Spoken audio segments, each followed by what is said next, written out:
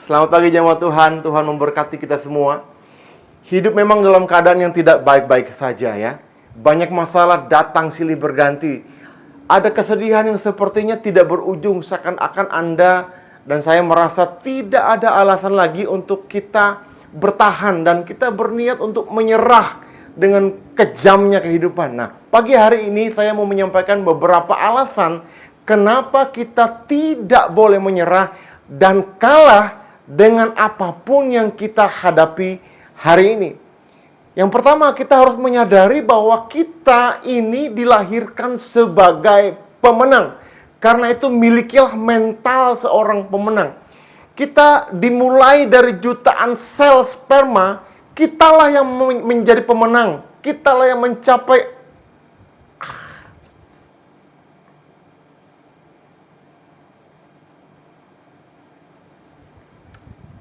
Saudara dilahirkan sebagai pemenang. Kita dimulai dari jutaan sel sperma dan Andalah yang menang. Andalah yang mencapai sel telur itu. Dan hanya satu yang berhasil, yaitu Anda dan saya.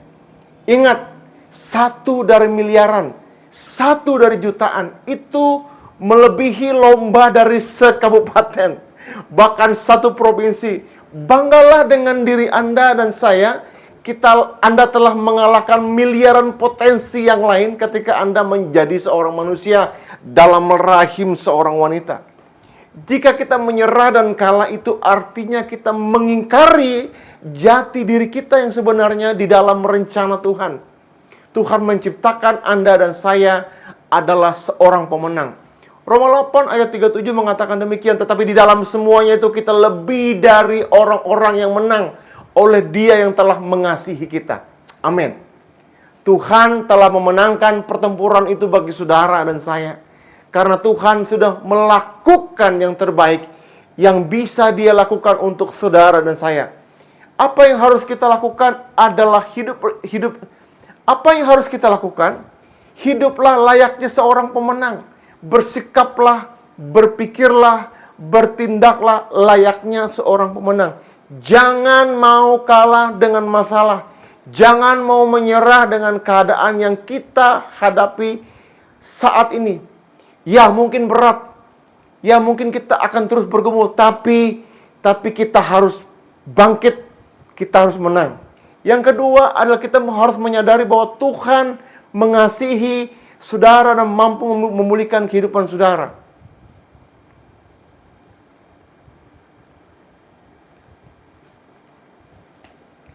Yang kedua, alasan kenapa kita harus bertahan dan tidak boleh kalah adalah Tuhan mengasihi saudara dan saya dan sanggup memulihkan kehidupan saudara dan saya. Hidup kita terlalu berharga sehingga Tuhan mengampuni dan mengasihi kita.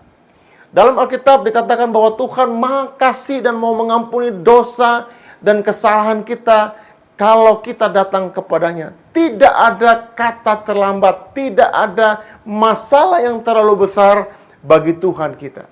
Allah menciptakan alam semesta. Masalah hidup kita sangatlah kecil dan tidak ada apa-apanya.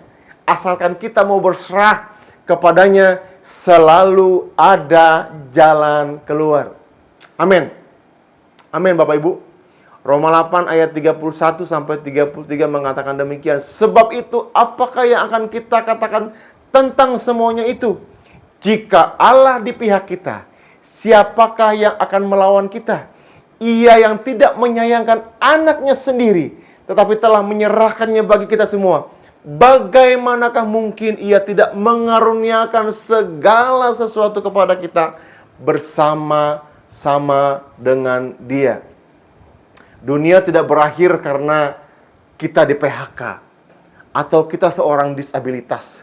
Kita dikucilkan keluarga, tidak lulus ujian, dibenci orang tua atau teman, atau diputuskan pacar, bahkan kita mengalami perceraian, mengalami kedukaan dan banyak hal yang lain. Anda lebih kuat daripada yang Anda tahu. Hapus air mata, bangkit dan hadapi hidup. Siapapun di dunia ini tidak boleh meremehkan saudara. Bahkan saudara sendiri tidak boleh meremehkan diri saudara sendiri. Amin. bangkit, kita terlahir sebagai seorang pemenang. Bertandinglah dalam hidup sampai akhir. Kalaupun kita jatuh, bangkit lagi. Jatuh, bangkit lagi. Karena saudara dan saya adalah seorang pemenang. Amin. Tuhan berkati jemaat Tuhan pagi hari ini. Kalau ada di antara kami yang mengalami kelemahan, Tuhan kuatkan. Kalau ada di antara kami yang sedang jatuh, tolong kami agar kami bangkit. Dan kami hidup sebagai seorang pemenang. Terpujilah nama Tuhan. Dalam nama Yesus kami berdoa. Haleluya. Amin. Tuhan memberkati kita semua.